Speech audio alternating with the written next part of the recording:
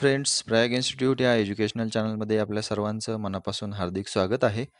आजच्या आपल्या लेक्चर्समध्ये आपण कंबाईन एक्झामच्या रिलेटेड जो एक सब्जेक्ट आहे आपल्याला, जो की स्कोरिंग सब्जेक्ट्स म्हणून गणला जातो. ठीक आहे.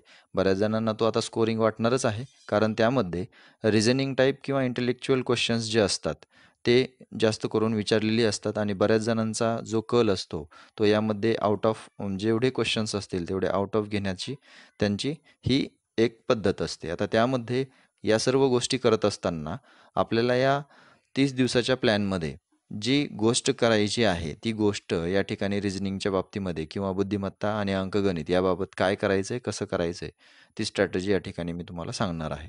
तर यामध्ये आपल्याकडे 30 दिवस एक्झामशी राहिलेले आहेत.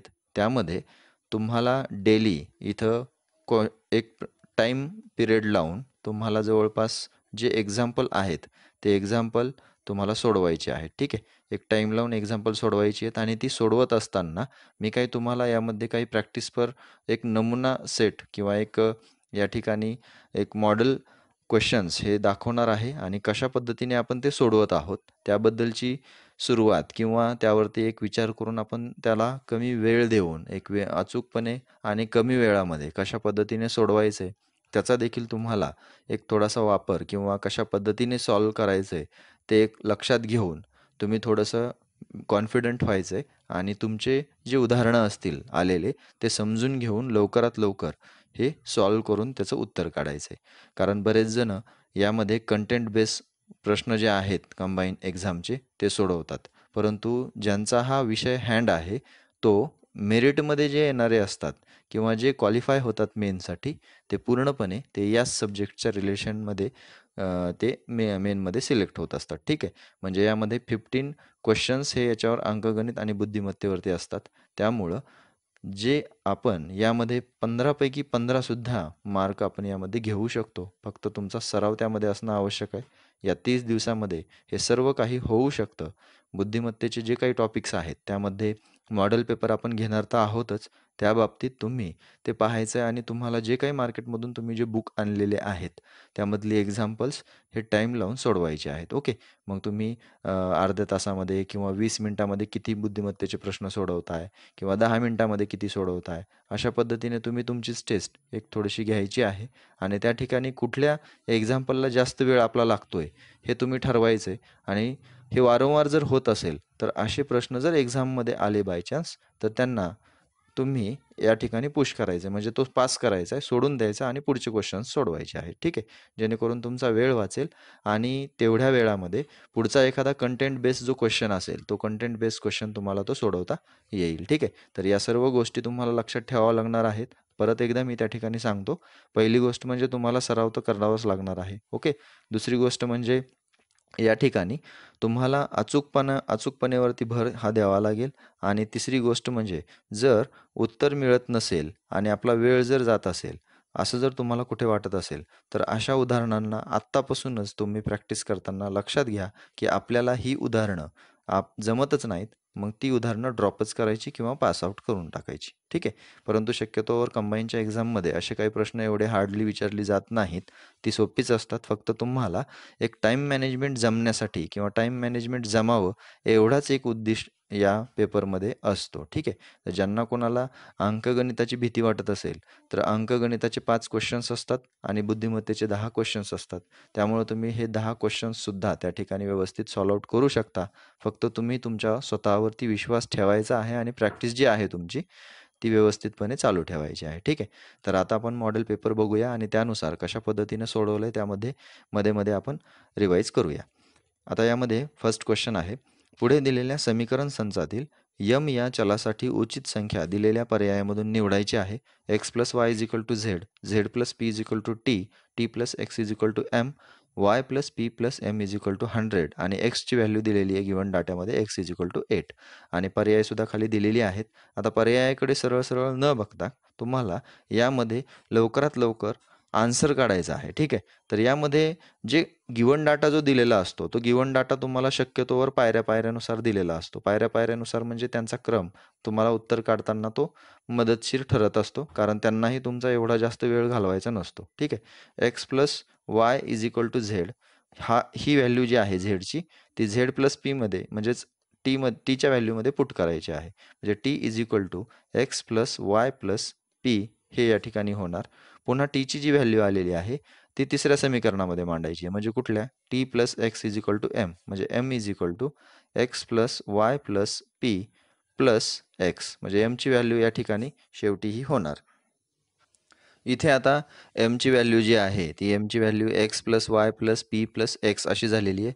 म्हणजे M is equal to 2x plus Y plus P अशा स्वरूपाची होईल. आणि यामध्ये आता एक आपण लक्षात घ्यायचं आहे, थोडंसं निरीक्षणसुद्धा या ठिकाणी आपल्याला गिव्हन डाट्याचं करायचं आहे. कारण याच्यामध्ये Y plus P plus M is equal to 100 या गोष्टी दिलेल्या आहेत. म्हणजे 100चा संबंधसुद्धा आपल्याला घ्यायचा आहे. त्याच्यावरून आपल्याला एक इक्वेशन बनेल आणि त्या इक्वेशन्समध्ये 2x ची व्हॅल्यू आपल्याला पुट करायची आहे. म्हणजे x इज इक्वल टू 8 आहे. मग 2x इज इक्वल टू काय येणार आहे 16 येणार आहे. म्हणजे आपण m is equal to 16 plus Y plus P is equal to M आहे. आता याच्यामध्ये Y plus P plus M is equal to 100 हे एक चौथी समीकरण दिलेलं आहे. याच्याशी आता बघा तुलना केली तर Y plus P plus M is equal to आपल्याला असंही लिहिता येईल की ह्या एमची व्हॅल्यू म्हणजेच 16 plus Y plus P. Okay, Y plus P cut होईल, वाय प्लस पी कट होईल आणि या ठिकाणी एम जे आहे हे एम आपलं या ठिकाणी शिल्लक राहणारं आहे. ते एम आपलं किती होईल हे 100च्या तुलनेमध्ये जर बघितलं तर 116 हे या ठिकाणी होईल. 116 आणि 2m म्हणजे एका एमची किंमत 58 अशा स्वरूपाची येईल. म्हणजे ज्यावेळेस आपण 16 प्लस वाय प्लस पी ही किंमत 16 प्लस 100 याच्यासोबत जर केली तर त्या ठिकाणी आपल्याला व्हॅल्यू मिळेल 116 वजा m बरोबर m म्हणजे 116 बरोबर 2m आणि m बरोबर 116 डिवायडेड बाय 2 म्हणजेच 5858. ओके, तर हे दिलेला जो डाटा आहे हा क्रमानेच दिलेला आहे, तो आपल्याला यूज करायचा आहे. आता तुम्हाला एक गोष्ट यातून लक्षात आली असेल की अशी उदाहरणं तुम्हाला अंतिम उत्तर तर काढता येतं आहे, परंतु तुम्हाला थोडासा सराव अशा आकडेमोडीच्या गणितांमध्ये हे करणं आवश्यक आहे. कारण क्रमाने ह्या पायऱ्या इथं दिलेल्या आहेत म्हणून ठीक आहे, परंतु असे गणितं आपल्याला परीक्षेमध्ये वेळ खाणारे असतात. ठीक आहे, ऑप्शन नंबर 3 याचा आन्सर राहील. नेक्स्ट क्वेश्चनकडे जाऊ आपण आता. एका सांकेतिक भाषेमध्ये कोल्हापूर हा शब्द PLOSZKFI असा लिहितात, तर त्याच सांकेतिक भाषेमध्ये TASGAON तासगाव हा शब्द कसा लिहिला जाईल असे संकेत दिलेले, त्या संकेतानुसार आपल्याला हे आन्सर काढायचं आहे. ठीक आहे, तर यामध्ये तुम्हाला काही गणितं एक सांकेतिक भाषा म्हटलं की त्या ठिकाणी ABCD जी असते त्या ABCDच्या कोडनुसार ती असते. त्यासाठी अशा प्रकारची ABCD जी आहे ही तुम्हाला त्या ठिकाणी लिहिणं किंवा त्या ठिकाणी तुमच्या हॉल तिकीटच्या बॅक साईडला ही तुम्ही पेपर सुरू झाल्याच्या सुरुवातीलाच एक 5 मिनिटं अगोदर काढून ठेवायची आहे. ठीक आहे, असे 1-2 उदाहरणं त्याच्यामध्ये असतातच जे की तुमचा इन एक्झाम टाईममध्ये हा वेळ वाचवण्याचं काम करत असतात. ठीक आहे, मग कशी लिहायची ती सुद्धा पहिले 26 डिजिट्स असतात टोटल. 13 डिजिट्स वरच्या लाईनमध्ये लिहायचे आणि खालच्या लाईनमध्ये 13 डिजिट्स लिहायचे. आणि ते लिहित असताना डायरेक्शन कशी लिहायची त्याची क्लॉकवाईज डायरेक्शन लिहायची. ठीक आहे, आता यामध्ये कोल्हापूर हा जो शब्द आहे तो बाजूला व्यवस्थित लिहून घ्यायचा आणि कॅपिटलमध्ये व्यवस्थित. तर कोल्हापूरचं शब्द जो दिलेला आहे त्याच्या खाली तो दिलेला शब्द जशास तसा लवकर लिहून घ्यायचा आणि एकाखाली एक खाली डिजिट्स लिहायचे, जेणेकरून निरीक्षण करायला आपल्याला सोपं जाईल आणि थोडं मोठं देखील अक्षर या कच्च्या कामाच्या पेपरमध्ये जे दिलेलं असतं रफ वर्क तिथं लिहायचं आहे. ठीक आहे, तर केसाठी पी दिलेलं आहे. ओके, म्हणजे केसाठी पी दिलेलं आहे, ओसाठी एल दिलेलं आहे, एलसाठी ओ दिलेलं आहे, एचसाठी एस दिलेलं आहे. म्हणजे या ठिकाणी तुम्ही जर ABCDचं या निरीक्षण जर केलं तर वरच्या 13 मधल्या डिजिट्समधले खालच्या 13चे डिजिट्स त्या तिथं पेअर म्हणून दिलेली आहेत.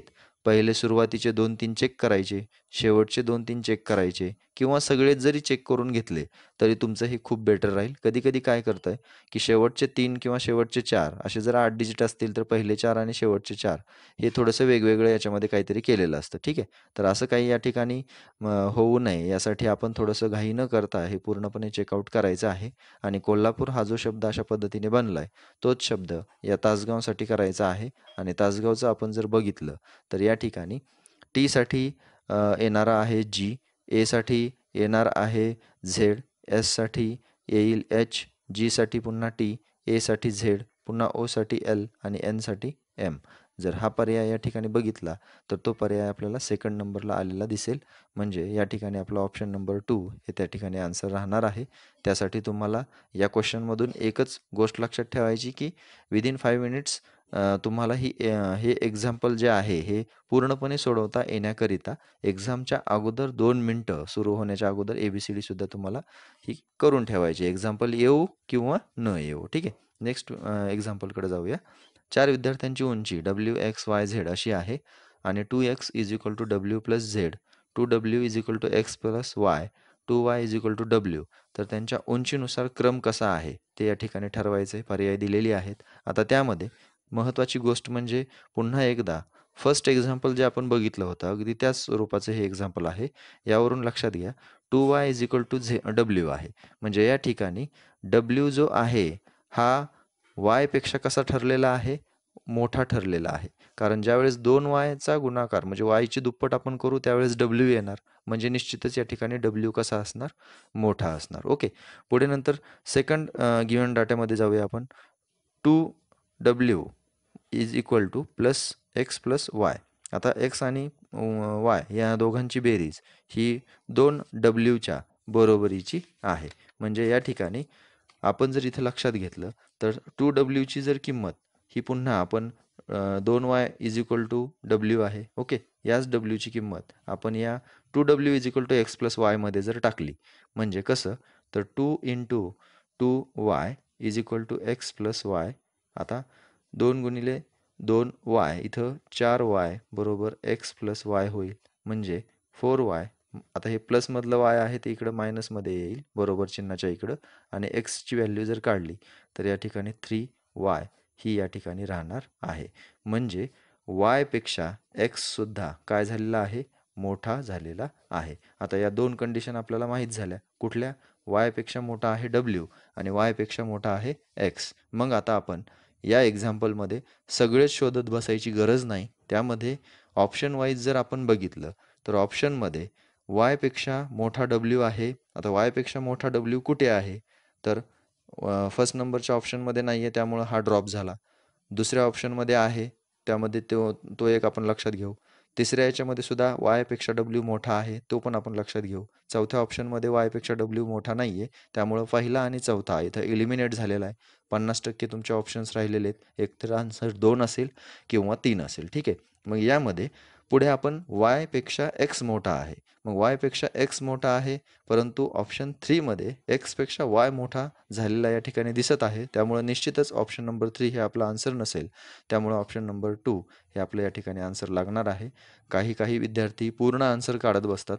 ऑप्शन वाईज जर व्यवस्थित गेलो तर आपलं इथं वेळसुद्धा त्या ठिकाणी वाचणार आहे. 2x is equal to W plus झेडकडे आपल्याला जायची सुद्धा गरज पडली नाही. ठीक आहे. तर या ठिकाणी अशा पद्धतीने उंचीनुसारचा क्रम जो आहे तो थोडासा व्यवस्थित ट्रिक्स वापरून आपण काढू शकतो. ऑप्शन नंबर 2 याचा आन्सर राहील. नेक्स्ट क्वेश्चन आहे. एक अक्षरमालिकेची विविध पदे दिलेली आहेत. त्यापैकी प्रश्नार्थक चिन्हाने दर्शविलेले पद गाळलेले आहे. ते गाळलेले पद दिलेल्या पर्यायामधून शोधायचं आहे. पुन्हा या ठिकाणी जर बघितलं तर तीच ABCD आपल्याला कामाला येणार आहे जी आपण पेपरच्या सुरुवातीला 2 मिनिटं अगोदर काढलेली आहे. ओके. मग त्यामध्ये AK, EO, IS, question mark, QA आणि UE हा जो क्रम आहे तो क्रम आपल्याला या ठिकाणी पूर्ण करायचा आहे. आता यामध्ये एच्या नंतर दुसरी सिक्वेन्स बघा. एच्या नंतर ई दिलेलं आहे मध्ये 3 डिजिट सोडून दिलेत. पुन्हा ईच्या नंतर आय घेतलंय मध्ये 3 डिजिट सोडून घेतलेत. आयच्या नंतर 3 डिजिट सोडून घ्या तुम्ही म्हणजे पहिलं तुमचं येईल M. ओके. मग यामध्ये तुमचे 2 जे ऑप्शन्स आहेत ते ऑटोमॅटिकली एलिमिनेट होणार आहेत फर्स्ट आणि थर्ड. ओके. म्हणजे तुम्हाला 50% ऑप्शन्स इथं राहिलेत आता. म्हणजे तुमचं उत्तर 2 किंवा 4 पैकी असणार आहे. आता दुसरं तुम्हाला काढत असताना लक्षात घ्यायचं आहे की केची जी सिक्वल आहे आता दुसरी म्हणजे 2 साखळ्या यामध्ये आहेत. एक पहिल्या डिजिटची साखळी आपण 3 डिजिट सोडून घेतलेली आणि एक दुसऱ्या डिजिटची साखळी बघूया आता. के नंतर ओ दिलेलं आहे. के नंतर ओ दिलं आहे 1 2 3 म्हणजे 3 डिजिट्स सोडून पुढे दिलेलं आहे +3 दिलेलं आहे. पुन्हा ओ नंतर एस दिलेलं आहे ते सुद्धा +3 दिलेलं आहे. पुढे एस नंतर मग ते सुद्धा तिथं संबंध काय असणार? +3चाच असणार. त्यामुळे TU आणि V इथं काही करायचे नाही आहे. TUV त्याच्यानंतरचं आहे W त्यामुळं डब्ल्यू हे आपला आन्सर राहणार आहे. बऱ्याच जणांनी जर घाई केली त्या ठिकाणी तर MV असं आन्सरसुद्धा ते काढू शकतात, त्यामुळे ते चुकीचं होईल. तर ऑप्शन नंबर 2 हे त्याचा आन्सर राहणार आहे. आता यामध्ये ABCD जी लिहिलेली आहे त्याच्यावरती 2 क्वेश्चन्स आलेले आहेत आपले, म्हणजे सुरुवातीची जी 2 मिनिटं आहेत त्यामध्ये आपल्याला एक्झामच्या टाईममध्ये खूप काही वेळ हा त्या ठिकाणी वाचणारा आहे. फक्त ABCD लिहिल्याच्या नंतर त्याचं निरीक्षण आपल्याला लवकरात लवकर व्यवस्थित आपल्या पॉईंट ऑफ क्वेश्चननुसार करता येणं महत्त्वाचं आहे. पुढे नेक्स्ट आहे क्वेश्चन. प्रश्नचिन्हाच्या जागी येणारी संख्या कोणती? 5, 25, 61, 113. आता यामध्ये तुम्हाला एक्झाम्पल दिलेलं असताना यामध्ये आपल्याला सुरुवातीला एक गोष्ट लक्षात घ्यायची आहे.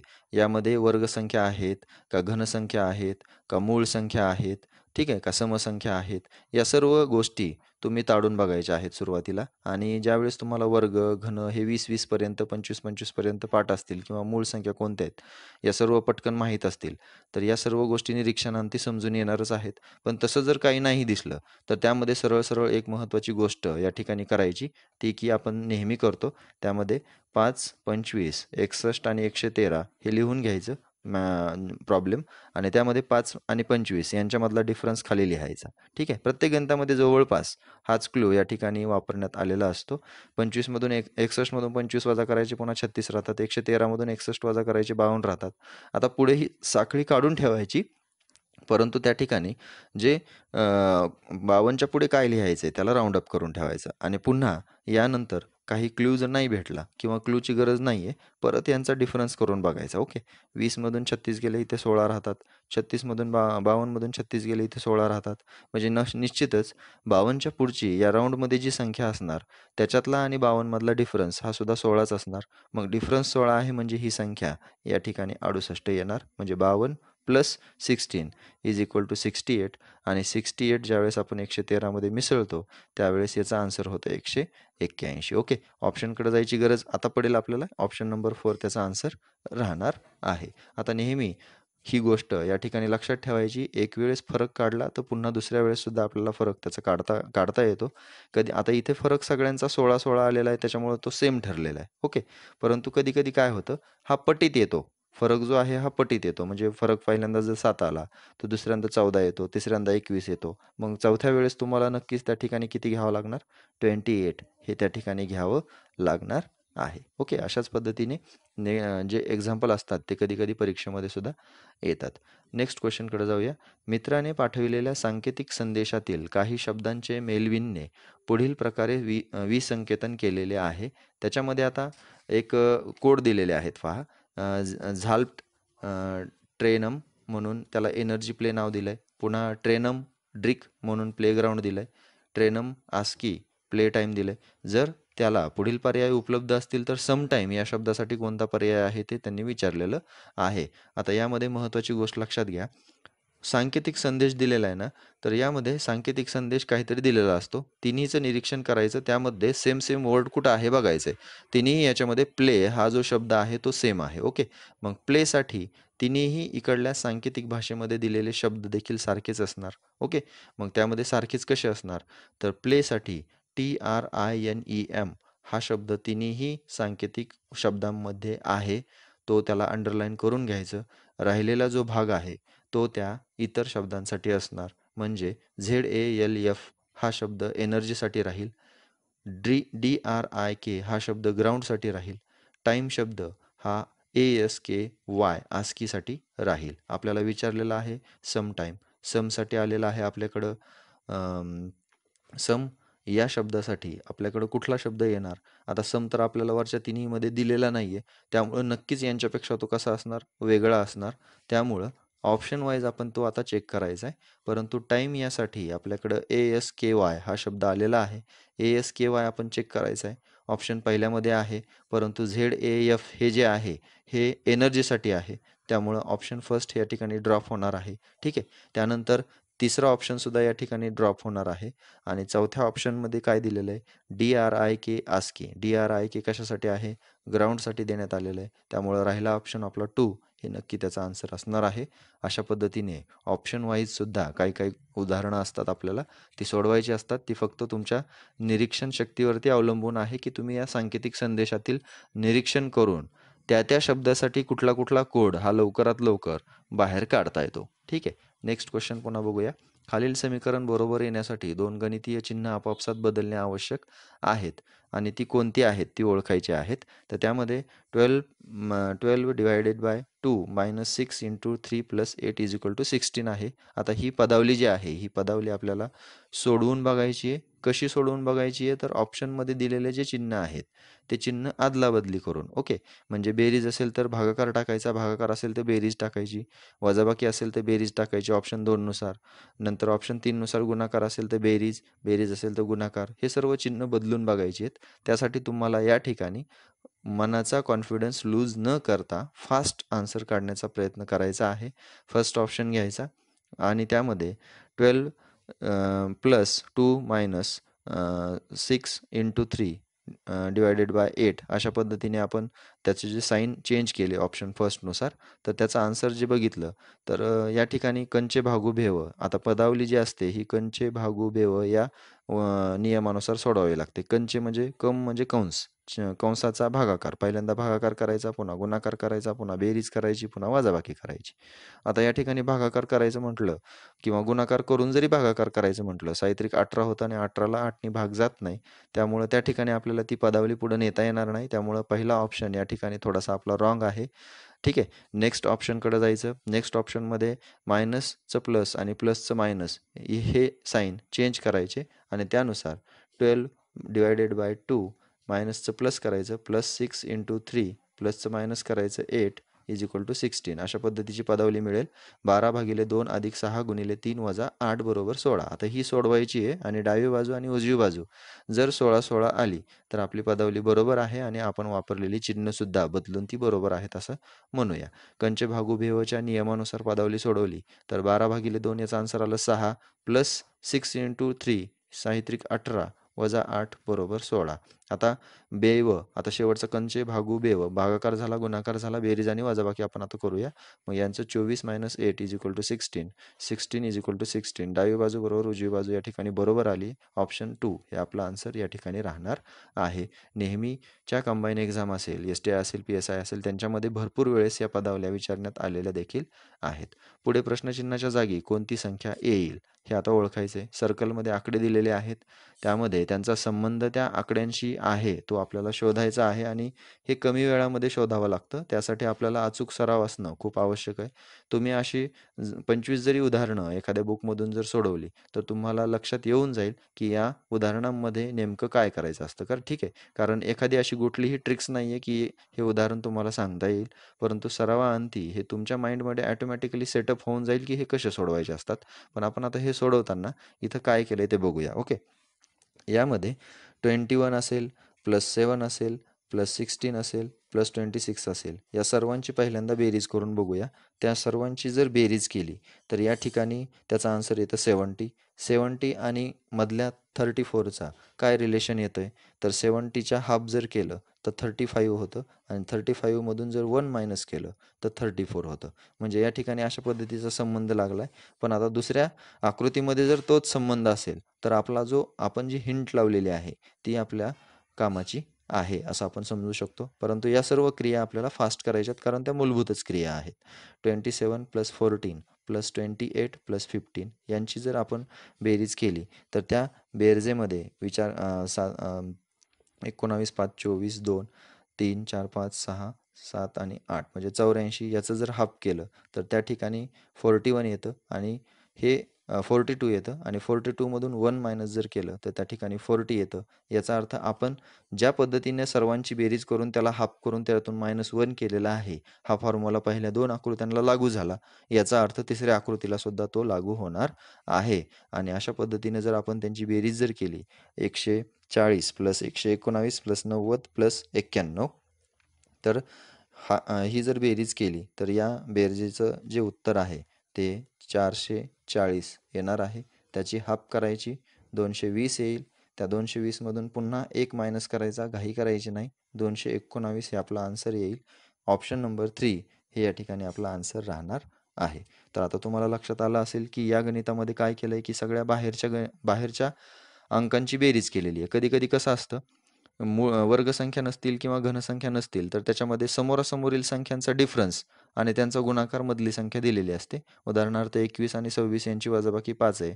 7 आणि 16 यांची वजाबाकी या ठिकाणी जर आपण बघितली तर जवळपास 9 आहे. मग 9 आणि 5 यांच्यामध्ये कुठली क्रिया केली तर ती 34 कडे जाणारी आहे. 9 इथं 45 होते. ओके. मग 45 होतं. तर इथं इथं 34 आहे. त्यामुळं हा क्लू या ठिकाणी लागणार नाही. प्रत्येक वेळेस क्लू हा बदलावा लागत असतो. या ठिकाणी आपण आउटर नंबर्सची बेरीज केलेली आहे, त्याची हाफ केलेली आहे, त्यातून -1 केलेली आहे आणि अशा मोठ्या-मोठ्या ज्यावेळेस संख्या असतात, त्यावेळेस समोरासमोरील वजाबाकी करून बघायची किंवा बाहेरच्यांची बेरीज करून त्याला हाफ वगैरे करण्याचा प्रयत्न हा करायचा आहे. नेक्स्ट क्वेश्चनकडे जाऊया. प्रत्येकाच्या बाहेर 4 संख्या असलेली वर्तुळे, 3 वर्तुळे दिलेली आहेत. पहिल्या 2 वर्तुळात विशिष्ट नियमानुसार संख्या भरलेल्या आहेत. तिसऱ्या वर्तुळात प्रश्नार्थक चिन्ह आहे. दिलेल्या पर्यायापैकी एका पर्यायातील संख्या प्रश्नचिन्हाच्या जागी तंतोतंत बसते ती शोधायची आहे. आता यामध्ये बाहेर सुद्धा संख्या दिलेल्या आहेत आणि मध्ये राऊंडअपमध्ये संख्या दिलेली आहे. आत्ताच आपण एक गणित बघितलं होतं, त्याच्यानुसारच आपण एक थोडंसं हे सुद्धा सॉल्व करण्याचा प्रयत्न करूया. बाहेरच्या संख्या दिलेल्या आहेत, त्यांच्यामध्ये समोरासमोरील संख्यांची वजाबाकी करून बघू. 5 आणि 4 मध्ये डिफरन्स 1 आहे, 3 आणि 2 मध्ये डिफरन्स 1 आहे. या ठिकाणी 1 आहे. त्यांच्यात कुठलीही बेसिक क्रिया केली तरी ती 3चा घन 27 आहे. त्या 3 कडे जाणारी नाही आहे. त्यामुळं ही हिंट आपल्याला इथं सोडावी लागेल. हा क्लू सोडावा लागेल. पुन्हा दुसऱ्या क्लूकडे जावं लागेल. बाहेरील संख्या ज्यावेळेस राऊंडच्या बाहेर येतात त्यावेळेस आपण एक सरळ-सरळ आपला विलाज करू. बाहेरच्या संख्यांची बेरीज करू. मग 4 + 3 + 5 + 2 यांची ज्यावेळेस बेरीज आपण करू, त्यावेळेस ती येते 4 अन् 3 7, 7 अन् 2 9, 9 अन् 5 14. 14 संख्या येते. आता 14 आल्याच्या नंतर 14 दोन्ही 28 आणि 28 मधून पुन्हा 1 वजा केलं तर या ठिकाणी 27 होतं. म्हणजे दुप्पट करून वजा 1 केलं. आता हाच जर संबंध दुसऱ्या आकृतीमध्ये असेल तर आपला क्लू बरोबर राहील. ओके. 5 अन् 6 11, 11 अन् 2 12, 13, 13 अन् 3 16. आता 16 गुणिले 2, 16 दोन्ही 32 होतं. 32 मधून जर 1 वजा केलं तर 31. इथं ऑप्शनमध्ये दुसऱ्या आकृतीमध्ये 37 आहे. त्यामुळं हा क्लू आपला या ठिकाणी बसणार नाही. आता आपण तिसऱ्या क्लूकडे जाऊया.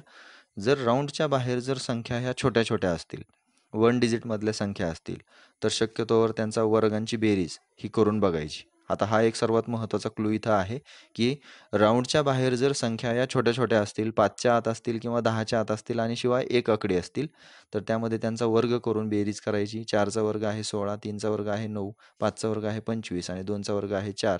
या सगळ्यांची बेरीज जर आपण केली, तर त्या बेरजेमध्ये 54 येतं. 54च्या निम्म जर केलं तर त्या ठिकाणी 27 येतं. म्हणजे मधल्या राऊंडमधली संख्या आपल्याला मिळाली. दुसऱ्या आकृतीत तोच संबंध लावून बघायचा.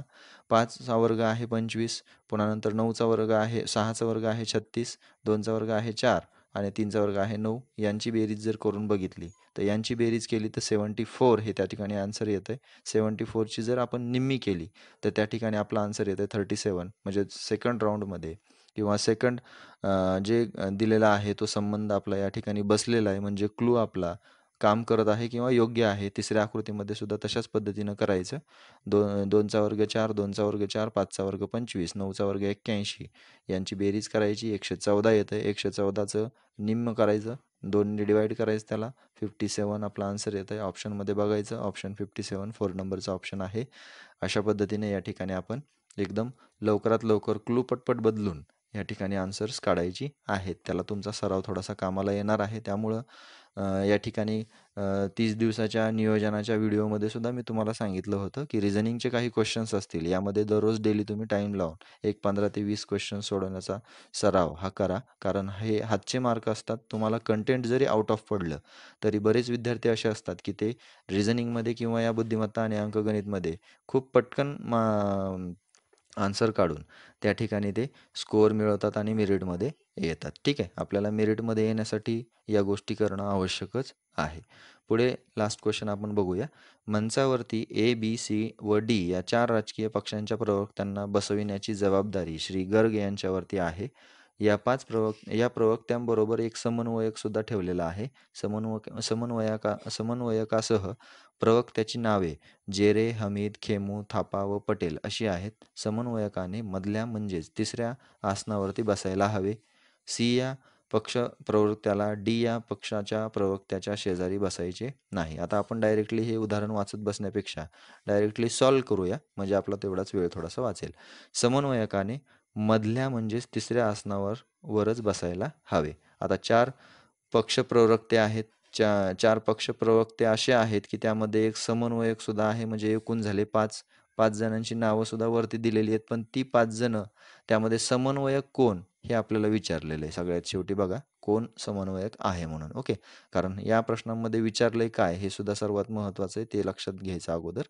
आता आपण हे 2 अशा पद्धतीचे 5 जे आहेत, म्हणजे 5 रकाने त्यामध्ये करूया आणि त्याच्यामध्ये डिव्हाईड करूया. म्हणजे वरती 5 आणि खालती 5 यामध्ये आपल्याला हे फायदेशीर ठरेल. एक प्रकारे त्यांचे ABCD हे आकडे लिहायला सुद्धा आणि त्यांची नावं सुद्धा लिहायला. ओके. आता आपण वाचूया. समन्वयकाने मधल्या म्हणजेच तिसऱ्या आसनावरती बसायचं आहे. 1, 2, 3 तिसऱ्या आसनावरती हा समन्वयक बसला. आता समन्वयकाला कुठलाच कोड वगैरे नाही आहे, पण त्याचं नाव वगैरे आपण त्या ठिकाणी लक्षात घेऊ शकतो. ठीक आहे. तर पुढे दुसरं विधान आहे, सी या पक्षाच्या प्रवक्त्याला डी या पक्षाच्या प्रवक्त्याच्या शेजारी बसायचं नाही. आता ही एक अट आहे, की सी वाल्याला डीच्या शेजारी बसवायचं नाही. ही अट सुद्धा आपण तिथेच बाजूला लक्षात ठेवायची. सीच्या जवळ डीला बसवायचं नाही. पुढे पटेल हे ए या पक्षाचे प्रतिनिधित्व करतात. आता पटेल हे ए या पक्षाचं प्रतिनिधित्व करतात, म्हणजे पटेल इज इक्वल टू ए आहे आणि हे सुद्धा पक्षप्रवर्तक, म्हणजे समन्वयक पटेल नसणार, म्हणजे ऑप्शन नंबर 4 आपला या ठिकाणीच ड्रॉप झाला. ठीक आहे. पुढे नंतर बी व सी या पक्षाचे प्रवक्ते समन्वयकाच्या दोन्ही बाजूला बसतील. आता बी व सी या पक्षांचे प्रवक्ते समन्वयकाच्या दोन्ही बाजूला. आता समन्वयक आपण तिसऱ्या नंबरवर लिहिलेला आहे. याचा अर्थ या ठिकाणी समन्वयकाच्या बाजूला बी आणि सी हे दोघं जण या ठिकाणी बसू शकतात. ओके. पुढे हमीद हे समन्वयक नाहीत. आता हमीद हे समन्वयक नाहीत म्हणजे ते पक्षप्रवक्ते आहेत असं म्हणायचं आहे त्यांना. ठीक आहे. मग ते खेमू आणि थापा यांच्या मध्ये बसतील. खेमू आणि थापा यांच्या दोघांच्या मध्ये ते बसणार आहेत. मग आता तुम्ही इथं लक्षात घ्या, इथे तुम्हाला बरंच काही 50% आन्सर हलकं होणार आहे, की खेमू आणि थापा यांच्यामध्ये हमीद बसणार. ठीक आहे. आता खेमू आणि थापा यांच्यामध्ये हमीद बसणार म्हटल्यावरती बी आणि सी हे कोण आहेत हे तुम्हाला माहीत नाही. ठीक आहे. समन्वयक खेमू आणि पटेल. आता पुढचं विधान आपण थोडक्यात वाचूया. खेमू आणि थापाच्या मध्ये बाजूला लिहून घेऊ. खेमू आणि थापा यांच्यामध्ये हमीद असणार. ठीक आहे. आता मध्ये दिलेलं आहे, लागोलाग लगेच मध्ये असेल किंवा 1-2 मध्ये असेल हे सुद्धा लक्षात घेण्यासाठी आपल्याला थोडंसं पुढचं विधान देखील पाहावं लागेल. समन्वयक खेमू आणि पटेल यांच्या शेजारी बसणार नाही. लक्षात घ्या. आता समन्वयक जे आहेत हे पटेलच्या पण शेजारी बसणार नाहीत आणि खेमूच्या पण शेजारी बसणार नाहीत. जर तसा आपण विचार केला तर जी खेमू आणि थापा यांच्यामध्ये हमीद आहे याच्यावरती थोडंसं बघितलं तर आपल्याला इथे थोडंसं क्लिक होईल, की खेमू हे जे आहेत हे खेमू समन्वयकाच्या शेजारी बसणार नाही आहेत. म्हणजे ऑलरेडी बी आणि सीच्या नंतर म्हणजे बी आणि सी याच्यामध्ये खेमू हे नाही. ओके. बी आणि सी मध्ये खेमू हे नसणार, म्हणजे समन्वयकाच्या लाईनमधून खेमूसुद्धा ऑप्शन नंबर 3 सुद्धा या ठिकाणी कट होणार आहे. आणि पुढे लक्षात घ्या, सगळ्यात शेवटचं विधान दिलेलं आहे, जेरे हे सी या पक्षाचे प्रवक्ते आहेत. म्हणजे सी या पक्षाचे प्रवक्ते म्हणजे समन्वयकाच्या बाजूला सी जे आहे तिथं जेरे आहे. ऑप्शनमध्ये राहिलं कोण आता आपलं थापा. म्हणजे आता सगळं तुम्हाला पूर्णपणे ABCD कोण आहेत हे काढत बसायची सुद्धा काही गरज पडणार नाही. त्यामुळं या ठिकाणी ऑप्शन वाईज आपण इलिमिनेट करत करत हे सुद्धा उदाहरण या ठिकाणी कसं सोडवायचं ते थोडंसं बघितलेलं आहे. आणि जरी तुम्ही ऑप्शन वाईज जरी नाही गेले तरी तुम्हाला या ठिकाणी एक 5व्या आणि 6व्या विधानावरून क्ल्यू येऊन जाईल, की समन्वयकाच्या शेजारी खेमू आणि पटेल बसणार नाहीत. मग पटेल एका साईडला टाकून द्या आणि थापा आणि खेमू यांच्यामध्ये हमीद आहे अशा पद्धतीने. ठीक आहे. ज्यावेळेस ही सिरियल तयार होऊन जाईल त्यावेळेस खेमू, हमीद, थापा, जेरे आणि पटेल, जेरे जे आहेत हे सुद्धा त्या ठिकाणी निघतील आणि ते चौथ्या आसनावरती ऑटोमॅटिकली आलेले आहेत आणि ते सी म्हणून ओळखले जातील. म्हणजे ऑप्शन नंबर 2 या ठिकाणी आपला आन्सर राहिलेला आहे. आता बरेच जणांचा सराव आहे, तो सराव हे उदाहरणं सोडवणे कसे याच्यावरती त्यांना माइंडसेट होत असतं. आता या ठिकाणी मी सुद्धा सांगितलं आहे, जसा विधान दिलेले आहेत त्या विधानांवरून तुम्हाला लक्षात घेऊन क्लू काढायचे असतात. कॉन्सन्ट्रेशन तितकंच महत्त्वाचं आहे आणि प्रॅक्टिससुद्धा तितकीच महत्त्वाची आहे. ही थोडक्यात एक 10 क्वेश्चन्स आपण प्रॅक्टिस म्हणून टाकलेली आहेत, एक मॉडेल म्हणून. आता आपण दुसऱ्या पार्टमध्ये सुद्धा अशाच पद्धतीने काही निवडक एक्झाम्पल घेणार आहोत आणि हीच एक्झाम्पल अशा पद्धतीने परीक्षेमध्ये सुद्धा विचारली जाऊ शकतात. त्याकरता तुम्हाला प्रॅक्टिस, कॉन्फिडन्स आणि एकाग्रपणा, कॉन्सन्ट्रेशन तुमचं असणं हे फार महत्त्वाचं आहे. ठीक आहे. तर या व्हिडिओमध्ये हा व्हिडिओ आवडला असेल तर लाईक करा. आवडला असेल तर शेअर करा आणि चॅनल ज्यांनी कोणी सबस्क्राईब केलं नसेल त्यांनी चॅनल सबस्क्राईब करा आणि चॅनल सबस्क्राईबच करू नका तर त्यासोबतचा बेल आयकॉन जो आहे तो सुद्धा प्रेस करा, जेणेकरून हे जे नवीन व्हिडिओ आहेत त्याचं नोटिफिकेशन तुम्हाला मिळून जाईल. आता यामध्ये जरी हे व्हिडिओ या ठिकाणी हजारो, लाखोच्या संख्येमध्ये कोणी व्ह्यू करत नसतील किंवा पाहत नसतील, परंतु त्यामध्ये एक महत्त्वाची गोष्ट तुम्हाला मी सांगतो, की हे जे क्वेश्चन आहेत हे आपण एकदम एक्झाम ओरिएंटेड विचार करून काढलेले आहेत. ओके.